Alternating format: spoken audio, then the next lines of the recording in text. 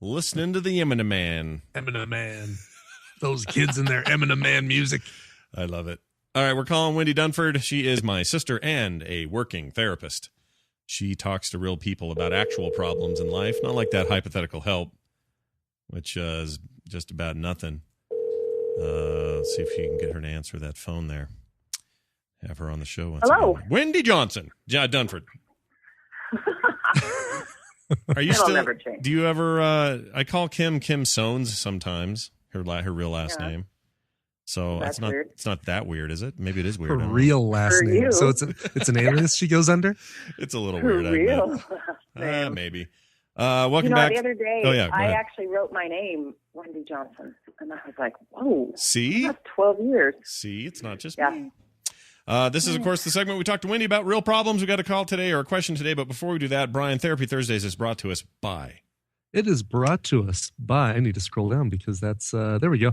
Congratulations to Billy, Jose, Mike, and Tilo and the Guild Tempered on Laughing Skull Alliance on their first Nefarian kill. Good luck to the defenders of a shattered world in your future hard mode progression. Thanks for the good times. Signed, Cinnabons. Cinnabons. Thank you, Cinnabons. Oh, it was so nicely that you brought up a World of Warcraft thing. What a perfect lead-in to Therapy Thursdays. We decided when this week I call Wendy Wen. We all do that. I don't know why. It's a weird shortening of your name. Anyway, I won't call you Wen anymore. What would you say, D? Well, we used to call you Wen. Sometimes it's Wen. Sometimes it's Wend. Sometimes people call you Tej. No, not Tej.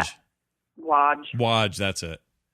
And Taylor has now taken that on she wants to be Tej, and I think she got that from Tej. Yeah. Yes, that's awesome. Yeah, pretty cool. Anyway, we decided to take a question that was a little less like life-alteringly horrible. Right. Something that maybe is a little bit, doesn't have quite the same fire underneath it. But we got an email from Jerry A., let's call him, who says, "Hi, Wendy. My girlfriend hates going with me to geeky conventions like Comic-Con and Dragon Con. What can a guy do to help her see that it's not all that different than going to a boat show or a home show or something else she might be interested in? Thanks." So not an uncommon problem where the spouse just isn't into the stuff they're into.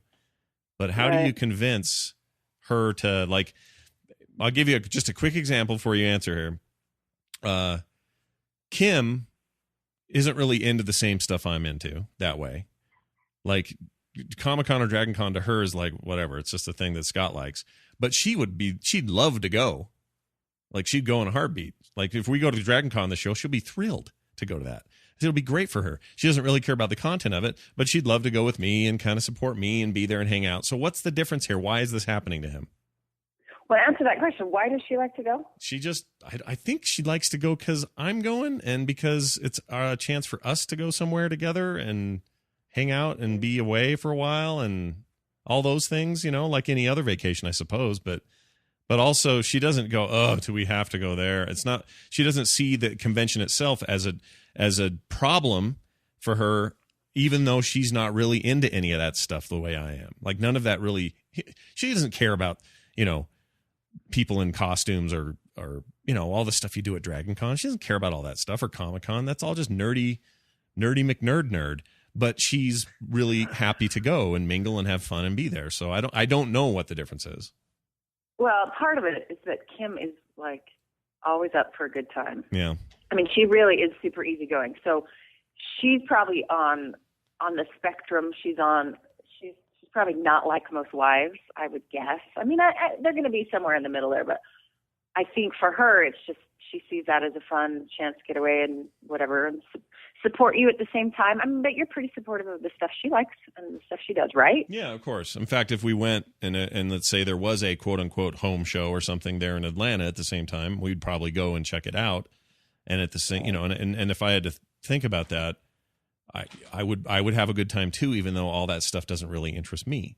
So maybe it is the give and take. Maybe it is her knowing that I'm not going to be a jerk about her stuff when she's not a jerk about my stuff, I guess. I don't know. Right. And, you've actually, I think, hit it on the head. And that is, it's very give and take. It's compromise. It's, I love you, so I'm going to go with you to do the things that you love. and instead of what is in this for me all the time. But what I'm wondering with Jerry is it predominantly his stuff? Because there's often in a couple one who has more interest, a little more intense interest in things than the other. That's just going to be normal. It's just going to vary. You know, if you're both super interested in your own thing, you're going to spend a lot of time away from each other. But if there's one of you that's sort of dominant and there's more nerd fest than, can be scheduled in a year, is it overly on his side, right? And so the question would be, this is what I would ask Jerry to ask his girlfriend or wife or whoever this is. Ask her, or buddy, whatever. Girlfriend, ask her, ask her what it's like, and this is genuine. This is not some manipulative conversation, so let me just throw that out here. It might sound like that's what I'm getting at, but I'm not.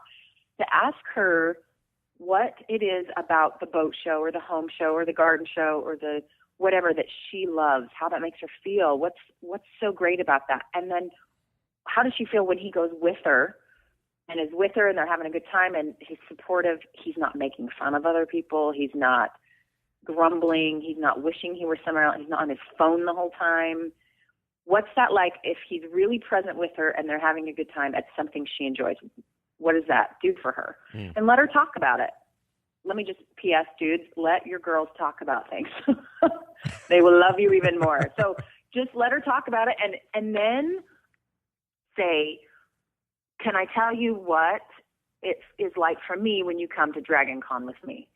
And you're fairly happy to be there. I know it's not your favorite thing in the world, but you're supportive. And because I'm guessing they feel the exact same way, which is I just feel secure and I feel loved and I feel like I don't have to compete with this thing in my life that really brings me enjoyment and you, who I love. And that's ultimately, that's where that compromise and the give and take really make difference because you're both doing it. So I tell couples to do this, to sit down with a calendar for the whole year. And I have people do this every week, by the way. So they have a meeting Sunday night or whatever, whenever their week starts, and they sit down and they talk about the entire week. What do we have going on? I call it family business minute. And they ultimately schedule out their lives. And I can't tell you, it cuts arguments, disagreements, misunderstandings in half because they've just scheduled a little better. And I would say do the same thing for the year. So there's Dragon Con coming up. There's Nerdtacular. There's whatever. I want to do 3 or 4 of these things. And she says, well, I want to do these 3 or 4 boat shows, house shows, whatever. And then you figure out what's like a good medium. There's 2 shows for you, 2 for me. Maybe I go to one alone. Maybe you go to one alone. But so that we both get that need met outside of our relationship, but that we can still spend time together. But you really need to commit to having a good attitude because I can't imagine anything worse than dragging someone along to something. And the whole time you feel like you have to entertain them or make them happy. That's me in the craft store, by the way. But something occurred to me while you were talking.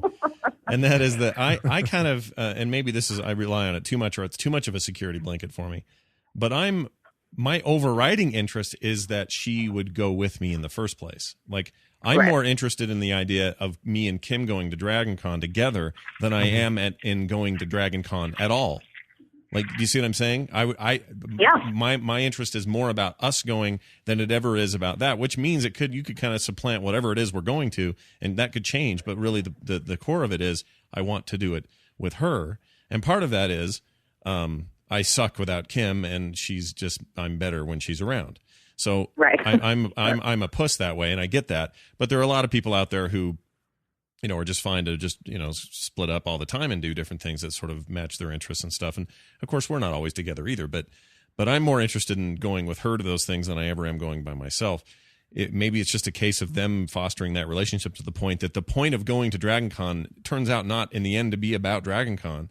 It's about them and their reaction to things and her not understanding it and him explaining it and having a good laugh about it and taking time out from that to do something else together and all that other stuff. It seems like that's the path they want to be on. It is just really a question of whether she's willing to go down that path. Right. Yeah. Well, and you bring up a good point, which is everyone doesn't have to have the exact same interests, but it's the spending time together, regardless of what you're doing. If that's a motivation for you, that's a good sign that your relationship is going in the right direction. When you start to not want to, well, I don't want to take her to that because she'll ruin it. Or, you start to find that you're diverging a little too much. You maybe need to take a look at that. But I think there's that element of friendship. I have couples come in all the time that are fighting and they just don't, I don't know if it's going to work and blah, blah. And I'm like, you guys aren't even friends. Like, you don't even like each other. And it doesn't mean you have to have all the same interests. It's funny. A lot of couples will get together who really are very different. They like different things. It's like, I love this, a guy who hunts like crazy, and she would go and sit in the duck bin or whatever the crap he really does and hold the gun or whatever while they were dating because it didn't matter where they were. They wanted to be together. And then they get married and she's furious that he wants to hunt all the time. And it's like, you knew that you wanted to hunt. Yeah. You went with him. But it's that beginning stage where you'll do anything. You'll go, feed chickens or whatever. You think that's great. But for the rest of your life, do you really want to do those things? Probably not. So you've got to realize in that dating process that you could be doing anything and that would be great because you're together. But that's not real life and doesn't last forever. However, it's, again, back to that compromise of doing a little of what the other one likes to do because you love them and you want them to be happy or succeed or feel connected to their passions. And it's about them, not about you all the time. But if it's always about them, that is a problem too. So there's kind of this balance that needs to be struck. Yeah, I agree. Now, so Nerdtacular comes around every year, and the thing that's I'm always struck at the event is the people that bring their wives who aren't really into this stuff, but they bring them anyway. Right. Mm-hmm. And being surprised about how much fun the women end up having. I realize ours is a much more intimate, sort of inviting kind of event. That's more low key, and it's more about making sure everyone kind of knows each other, and it's not huge, and you're lost in a sea of people like you would be at Comic-Con. But Brian Ibbott brings Tina every year, and she has a great time. She's so much fun to have around, and she's no crazy nerd about all this stuff at all. No, not at all. But she seems to be having a great time, and she'll, her and my wife totally can talk, and they're talking on a level that's totally theirs. It doesn't have to be, oh, did you hear about Stephen King's going to write one of the episodes of the upcoming Stupidness? What's Nathan Fillion doing? Yeah. Right. They don't care. They just want to talk and they're always surprised. I always hear this from female fans or the female companions of male fans who will come in and say, oh my gosh, I'm so surprised how many wives are here. And they're all saying the same thing. Like, oh yeah, my husband plays World of Warcraft, but I don't have any idea what that's like. Me too. And there's this like connection you can make. And I'm guessing this would happen across the board. So, we should have a women's support group at the next Nerdtacular. Oh, look at that idea! That's kind of fun. Go in a circle. Well, we're all in there on the panels. You guys can go hide in another room and talk about how to deal with this. Well, you all have something in common. They're in love with the nerd. I mean, there should be an online web forum for that. It kind of is now that I think about it. But anyway, well, it's interesting what people have to. If I had to pick one of the things we've talked about on this segment over the last month and a half, 2 months, whatever it's been, this probably is one of the most common things that people deal with in our crowd, and so I'm hopeful that this advice will help more than just Jerry here, and that you guys will attempt to try some of these things. Something to think about is I think part of why this is so common is nerd stuff is time intensive, right? World of Warcraft, you are living an alternate life online to some extent, and that takes a bit of time. And ultimately, you figure out how your partner feels loved. And I love to plug random books. 5 Love Languages. I'm sure you've seen it in everyday grocery store. Yeah. By someone Chapman, forgot his first name. Anyway, he talks about what are 5 dominant ways that people feel loved. And if your girlfriend or wife feels loved by spending quality time with you, you're going to have conflict unless you can manage your time with her, because it's sure going to look like World of Warcraft is the other woman. And if that is not her love language, her love language is gifts, well, then you better buy her some things. Right. Or if her love language is service, then get vacuuming. I mean, it's what tends to happen is couples marry the other, they get married, they get in this relationship, and they love the person the way they want to be loved. So say I really like service. Well, I can, shine my husband's shoes and clean his office and do all his laundry and think, well, I'm loving him. And he's thinking, I just need you to spend time with me. Mm. And it's like I speak Russian, he speaks French. And unless I learn to speak some French, there's going to be lots of disconnects. And those attempts to love the other person are not going to work in the way that you intend. So you feel hurt, like, look at all this stuff I do for you. And he's thinking, well, just spend time with me. Mm. And that really, you can go online and Google it, and he has a quiz you can take which tells you which is your dominant language. There's one for males and females. And you really get a sense of, like, I really need physical affection to feel loved. And my partner needs treats. You go, okay. So I need to make treats. She needs to be hugged more or whatever. So you need to be educated about your own relationship and the other person. Because ultimately, any kind of partnership is got to be unselfish for it to work. To extend your metaphor, people could become bilingual. You know what I'm saying? Yeah, like they could learn how to speak both sides. Sure. Yeah. Yeah. And so often couples will marry someone who's very different from their love language, which is so funny.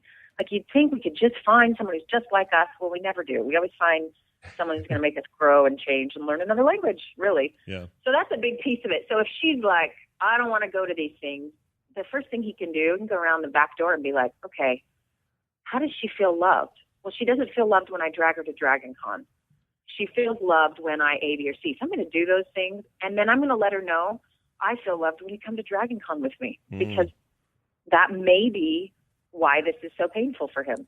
Yeah. Because he might feel, someone else who has a different love language would just go to Dragon Con and be like, I'll be seeing you in a week. And it wouldn't be a big deal. But for those who that means connection and love, to spend time and feel supported, well, then that's probably their language. So working together on what's your language and how can I be better at speaking it, and vice versa, it's probably pretty helpful. Love it.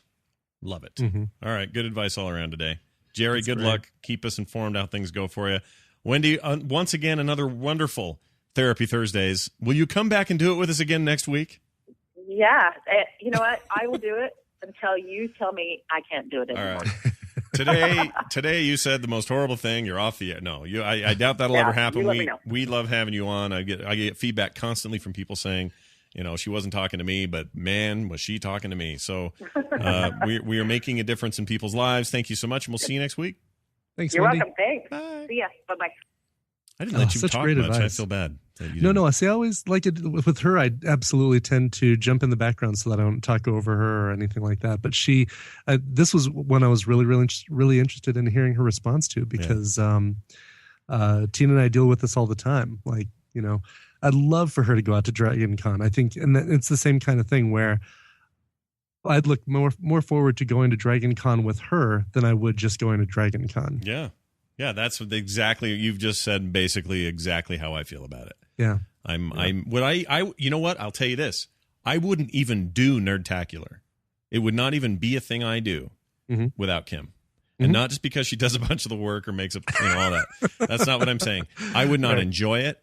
I wouldn't get the fun out of it that I do if my family wasn't involved. Yes. It's key. So actually, you know what? All this stuff is key to them. Like, I don't know if I'd do this show. I don't know if I'd have the network. I don't know if I'd be drawing. I don't know if I'd be doing Frog Pants. All this stuff is completely dependent on my, life with my family, with my wife and kids. Mm-hmm. Makes a huge difference to all of it. So, no, it's that's totally dead on. I mean, the support that we get from our families for what we're doing here is what makes it happen and what makes it enjoyable for us. So, yep.